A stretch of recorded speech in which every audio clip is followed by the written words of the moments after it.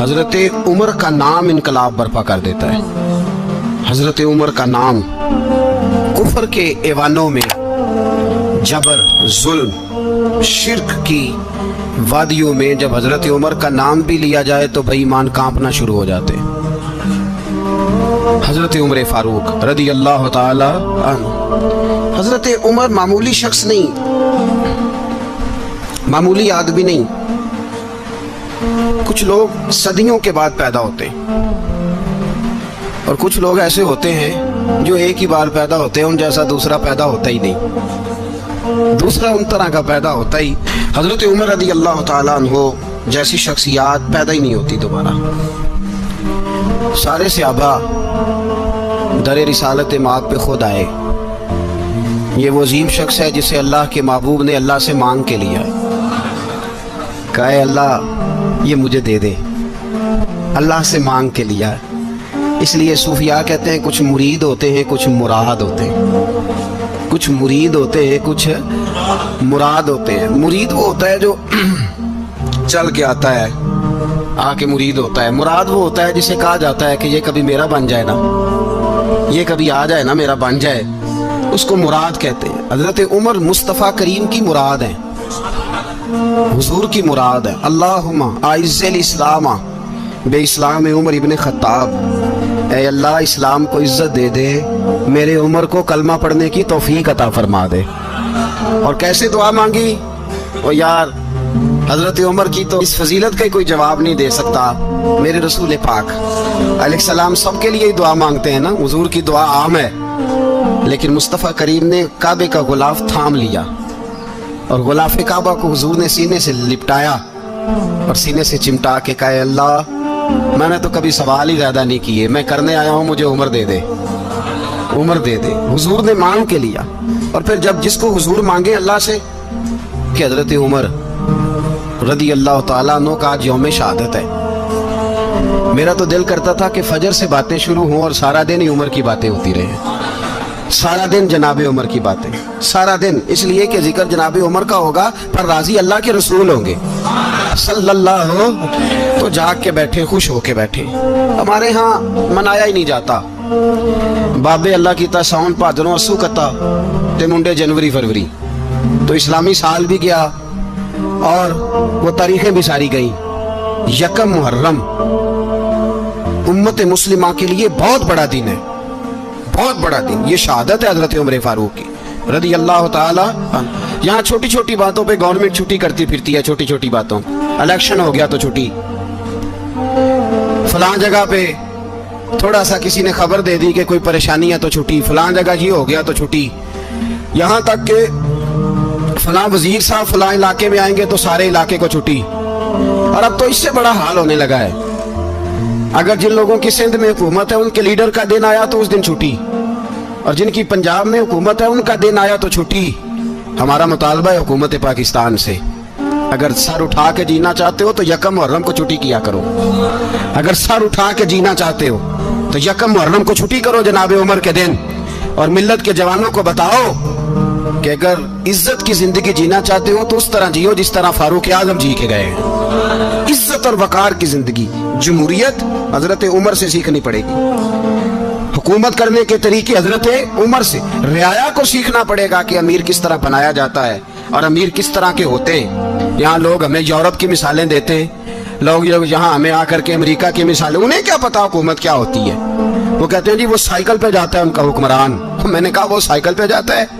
میرے عمر فاروق مدینے سے مکے گئے تھے تو پیدل ہی حج کرنے چلے گئے، پیدل ہی. اور جناب عمر فاروق رضی اللہ تعالیٰ عنہ عید کی نماز پڑھانے گئے. عید کی نماز عمر خطبہ عید دینے گئے.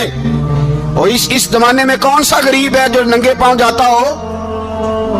کون سا غریب ہے جو مسجد ننگے پاؤں جاتا ہو؟ لوگوں نے تو 3 قسم کی چپلیں رکھی ہوئی ہیں. ایک مسجد جانے کی علیحدہ ہے، گھر پہننے کی علیحدہ ہے، شادی بیاہ پہ جانے کی چپل علیحدہ ہے. حضرت عمر فاروق رضی اللہ تعالیٰ عنہ نکلے عید کا خطبہ دینے کے لیے تو بیوی سے کہنے لگے جوتا. اس نے کہا صاحب اتنی دفعہ ٹوٹا ہے اب گانٹھا نہیں جا سکتا، اتنی دفعہ ٹوٹا ہے کہ اب دوبارہ پیمند نہیں لگ سکتے. تو حضرت عمر کہنے لگے چل کوئی حرج نہیں، بغیر جوتے کے ننگے پیر ہی چلتے، کوئی حرج نہیں. تو کہنے لگے لوگ کیا کہیں گے؟ فرمایا چپ کر. لوگ جس دن عمر نے یہ دیکھ لیا نا لوگ اس کے بارے میں کیا کہتے ہیں، اس دن عمر نہیں رہے گا۔ تو کہا پھر آپ کا نظریہ کیا ہے؟ فرمایا میرا نظریہ یہ ہے کہ رب رسول میرے بارے میں کیا کہتے ہیں۔ لوگوں کا کیا ہے، لوگ کل کسی کے بارے میں کچھ کہتے ہیں اور پرسوں کچھ کہتے ہیں۔ میرا نظریہ یہ ہے کہ رب رسول میرے بارے میں ننگے پیر عمر جا رہے ہیں۔ کون جی؟ میں بڑا ماڑا۔ اچھا جناب، کیا غربت ہے؟ 10 قسم کے جوڑے لٹکے ہوئے ہیں کمرے میں اور پہننے کی فرصت نہیں، سہرے کیا پہننا ہے، شام کیا پہننا ہے، 15 سوٹ کٹھے استری ہو کے لانڈری والا بھیج رہا ہے، اور تو غریب ہے، تو بہت بڑا غریب ہے۔ اس لیے کہ غربت پیسوں کی وجہ سے نہیں ہوتی، غربت تو دل کی ہوتی ہے۔ تو واقعی بڑا غریب ہے اور تو غریب ہی رہے گا۔ امیر تو عمر فاروق تھے جو ننگے پاؤں چلے گئے عید کی نماز پڑھانے، تو رستے میں جو ملا کہنے لگا عمر جوتا تو پہن لو۔ فرمایا تمہیں عمر کا جوتا نہ پہننے کا نقص تو نظر آیا ہے، کوئی حرج نہیں، اگر عمر کو کبھی بتانا ہوا تو وہ والا نقص بتانا جو عمر کی سیرت میں پیدا ہو، کردار میں پیدا ہو، وہ والا نقص بتانا۔ یہ چھوڑو جوتے آتے جاتے رہتے، ننگے پاؤں گئے، پاؤں دھوئے، نماز پڑھائی، لوٹ آئے۔ او بھائی یہاں تو ہمارا بناؤ سنگار اترنا، جتنی توجہ کپڑوں کی طرف ہے اتنی توجہ کبھی ہماری علم کی طرف ہوتی نا، جتنا ذوق شوق ہمارا بناؤ سنگار کی جانب ہے، اتنا بناؤ سنگار کبھی ہمارا اخلاقیات کی جانب ہوتا تو معاملات بڑی حد تک سنورے ہوئے ہوتے۔ حضرت سیدنا فاروق اعظم رضی اللہ تعالی اپنی زندگی کو ترتیب دیا، ایک دن بھی خلافت نہیں مانگی اللہ سے۔ حضرت عوف بن مالک اشجعی ایک صحابی ہیں، حضرت عوف بن مالک رضی اللہ تعالیٰ عنہ فرماتے ہیں کہ جناب ابو بکر صدیق کا زمانہ تھا تو میں نے خواب دیکھا، میں نے خواب میں جناب عمر کو دیکھا، اور میں نے دیکھا کہ کوئی کہنے والا کہہ رہا ہے کہ عمر وہ ہے کہ اللہ کے رستے میں کوئی اسے جتنا مرضی برا بھلا کہے یہ پرواہ نہیں کرتا۔ کس کے رستے میں؟ بولے سارے۔ اس کا مطلب ہے اللہ کے رستے میں لوگ برا بھلا بھی، قرآن مجید نے کہا وَلَا يَخَافُونَ لَوْمَةَ لَائِمٍ، کچھ لوگ ایسے ہیں جو برا بھلا کہنے والوں کی پرواہ نہیں کرتے۔ آپ یقین کریں اگر پرواہ شروع ہو جائے نا تو دین کا کام ختم ہو جائے، نہ کوئی تقریر کرے، نہ کوئی تدریس کرے، نہ کوئی پیری مریدی کرے، ختم ہو جائے اگر باتوں کی پرواہ ہو۔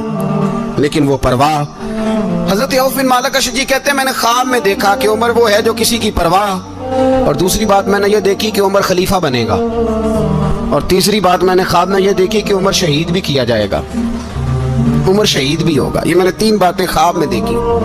فرماتے ہیں میں نے آ کے خواب حضرت ابو بکر صدیق کو سنائی، وہ خلیفہ تھے، وہ کہنے لگے ٹھہر جا میں عمر کو بلاتا ہوں، اس کے سامنے دوبارہ سنانا، اس کے سامنے۔ فرماتے ہیں میں نے بلایا حضرت عمر فاروق کو، آ کے بیٹھے، خواب شروع ہوا کہ ایک بات تو میں نے یہ دیکھی کہ آپ ملامت کرنے والے کی پرواہ نہیں کرتے، دوسرا آپ خلیفہ بنے گے۔ جناب عمر کہنے لگے چپ کر، ابو بکر کے سامنے ہی کہہ رہا ہے، چپ کر، خلیفہ کے سامنے ہی کہہ رہا ہے۔ تو ابو بکر صدیق کہنے لگے عمر اسے کہنے دو، مجھے لگتا ہے رب کی رضا یہی ہے کہ میرے بعد اگر مصطفیٰ کا منبر ملے تو عمر کو ملے، اسے کہنے دو۔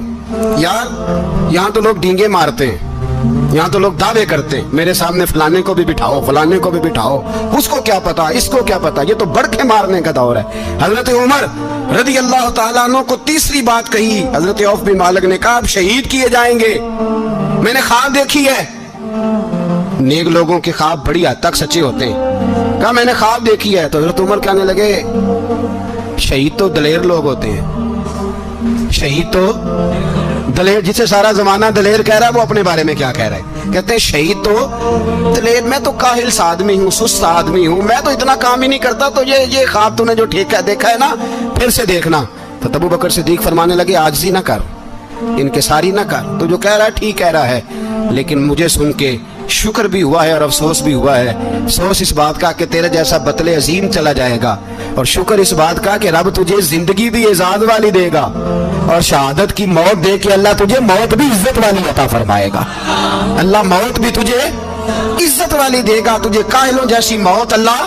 حضرت فاروق اعظم رضی اللہ، بھائی یہاں تو اس زمانے کا سب سے بڑا مسئلہ پروٹوکول ہے۔ لوگوں پتہ ہوتا ہے کامل پیر ہے، کامل مرشد ہے، لوگ نہیں جاتے۔